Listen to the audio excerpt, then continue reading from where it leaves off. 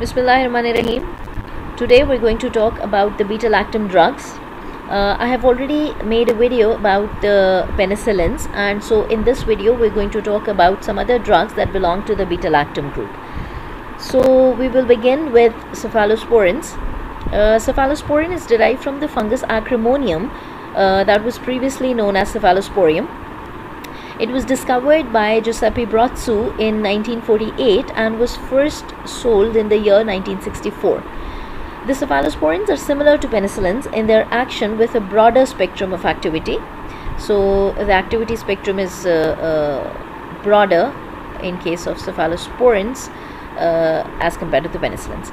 They are stable against penicillinases but are hydrolyzed by the cephalosporinases, and they have a mechanism of action similar to penicillins, and the mechanism of resistance acquired by bacteria is also similar to that of the penicillin. So I have already talked about the beta-lactamases, the penicillinases and the cephalosporinases in my video about the penicillins, and I have also talked about the mechanism of action of the beta-lactam drugs and the resistance mechanism that the bacteria have acquired against these drugs, these beta-lactam drugs. So we're not going to talk about that again. For further information about these topics, you should watch the video about my video about the penicillins. So this is the structure of the cephalosporins. Here we can see the beta-lactam ring and another 6-membered ring that is called dihydrothiazine ring is fused together with the beta-lactam ring.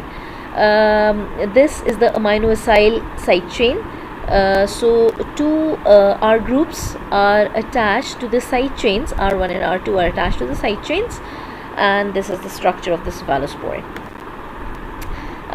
Classification and spectrum.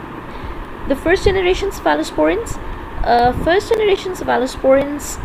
show optimum activity against gram-positive bacteria like Streptococcus pyogenes, the Streptococcus agalacti, methicillin sensitive Staphylococcus aureus, MSSA, but they are resistant against the Streptococcus pneumoniae and the MRSA. I have already talked about MRSA and MSSA again in my video about the penicillins. Poor gram-negative activity can be seen is observed against in case of the first generation cephalosporins.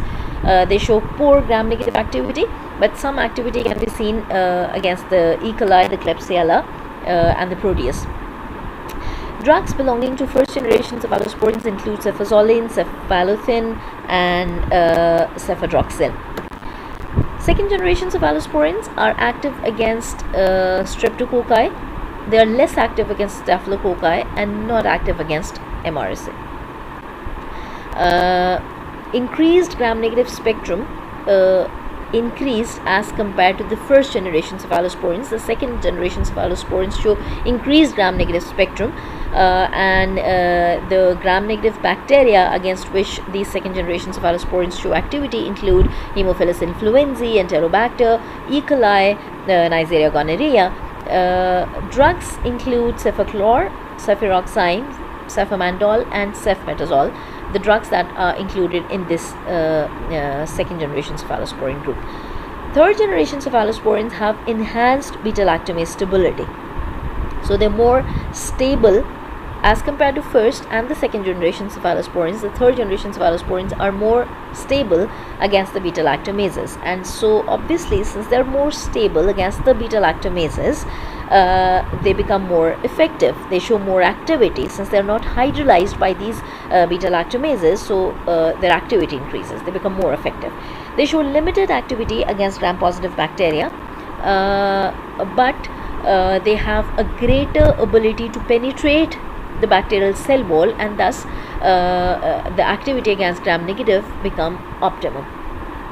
I've already talked about the bacterial cell wall in my video with the name of bacterial cell wall. And for information about the bacterial cell wall, you can watch that.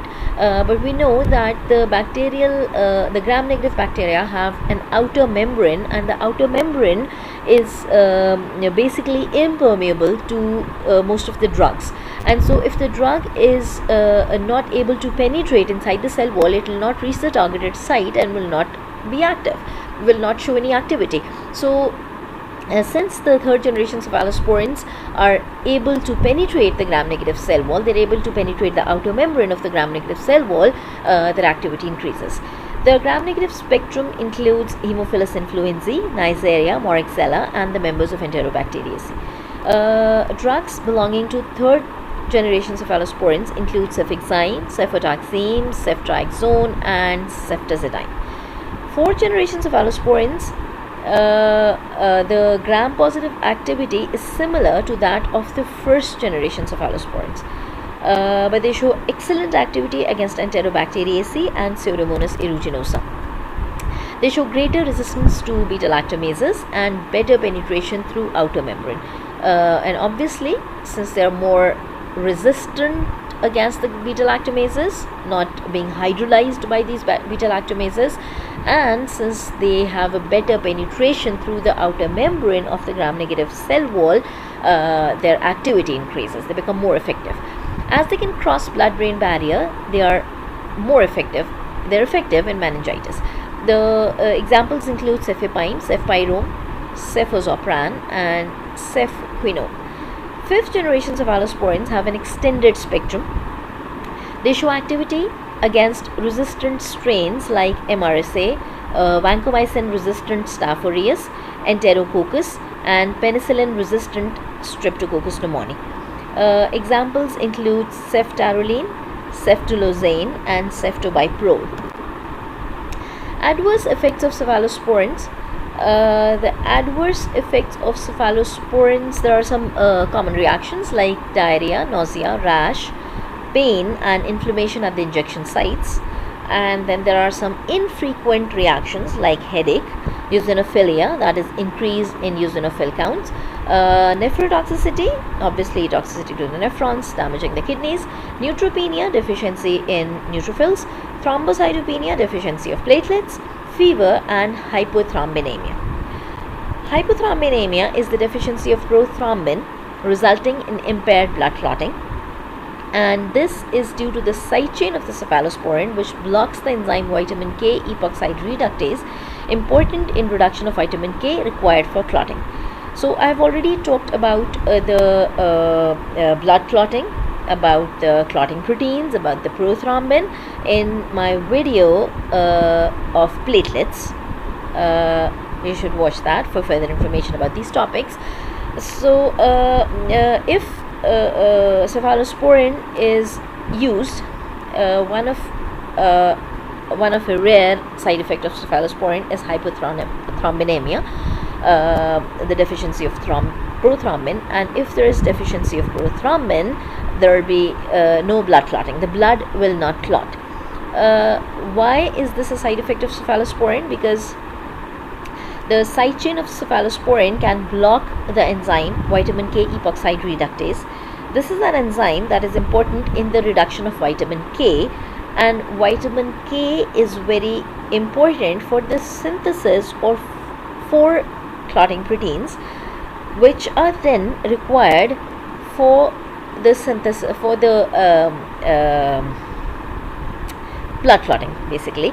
And for this you should watch the topic of platelets, my video related to the topic of platelets.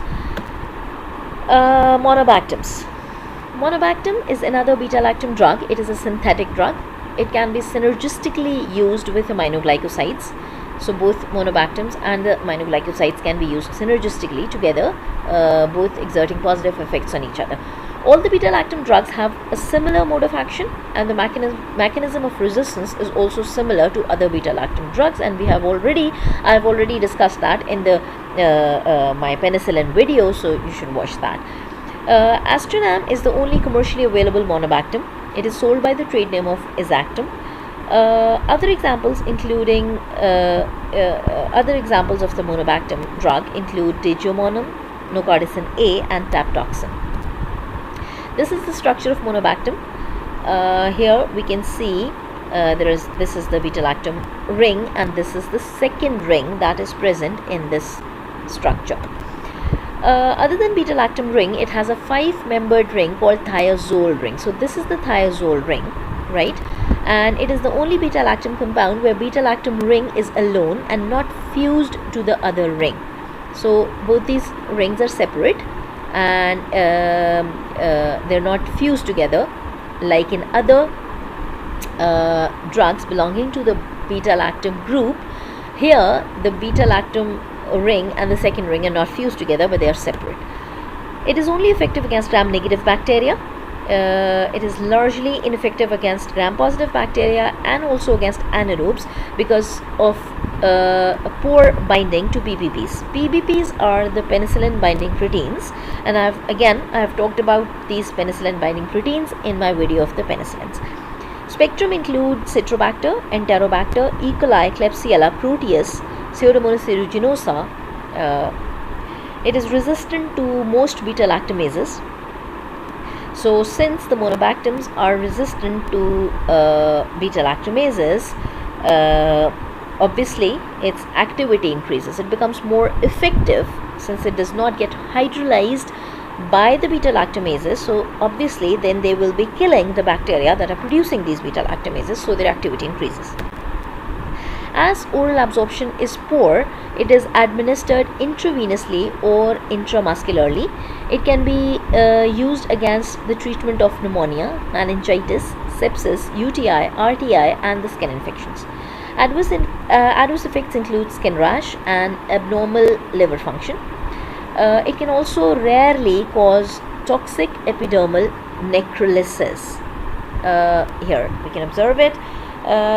Toxic epidermal necrolysis is a life-threatening skin disorder characterized by a blistering and peeling of the skin. We can see right here in this picture the peeling of the skin. Another drug belonging to the beta-lactam group is carbapenem. Carbapenems are a class of highly effective antibiotic agents commonly used for the treatment of severe or high-risk bacterial infections. Carbopenem was originally derived from Streptomyces cattleya.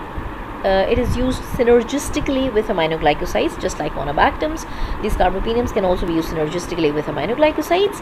It is highly resistant to beta-lactamases. Again, just like monobactams, they're highly resistant to beta-lactamases. Thus, their activity increases. They become more effective, more active against the bacteria that are producing these beta-lactamases, since they do not get hydrolyzed by the beta-lactamases.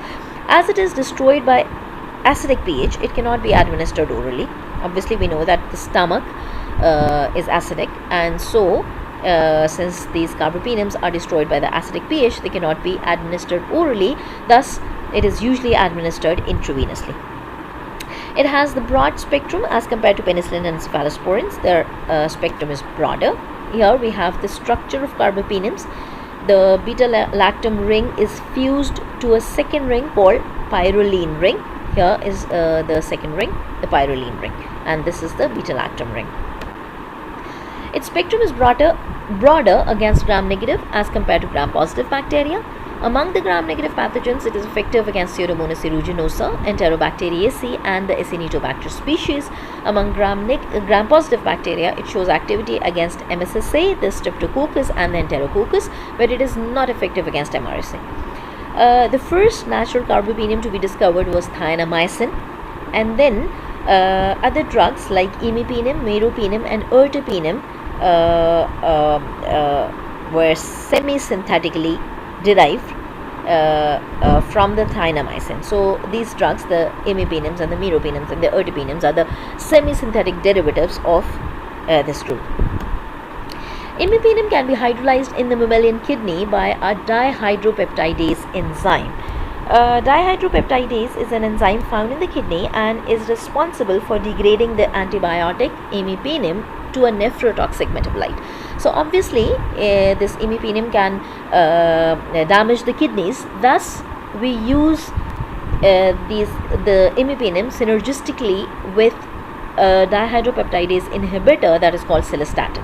So the cilastatin inhibits the activity of dihydropeptidase, thus the damage to the kidneys is prevented, and the imipenem can is obviously it is a beta-lactam drug, and it can perform its action. It can be used in the treatment of skin infections, pneumonia, meningitis, abdominal tract infections or the RTI. Serious and occasionally fatal allergic reactions can occur in people treated with carbapenems. That was all about this topic, the beta-lactam drugs. Thank you so much.